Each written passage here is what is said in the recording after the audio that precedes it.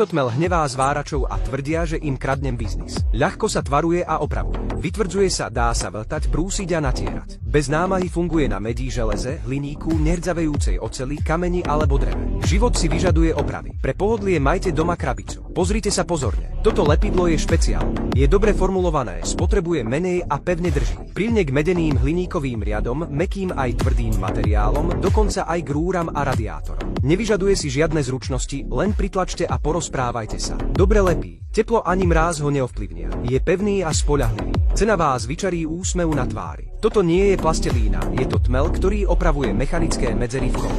Či už ide o chladič, olejovú nádrž, ohrievač vody, netesné rúry alebo poškodené časti. Dokáže opraviť všetko. Je mäkký ako blato, keď je čerstvý, dobre sa tvaruje a silno tvrdé. Je odolný voči nárazom. Odoláva teplu aj chladu. Nedeformuje sa a pri dlhodobom namáčaní nekoroduje.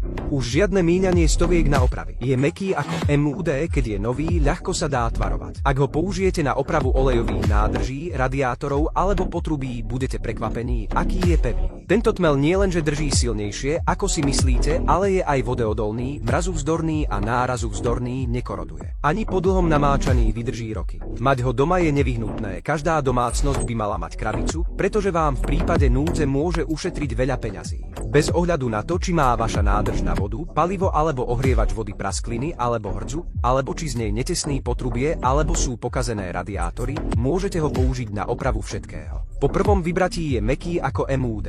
Veľmi tvarovateľný a rýchlo sa tvaruje. Po zaschnutí stvrdne je odolný a pevný. Veľmi jednoduché použitie.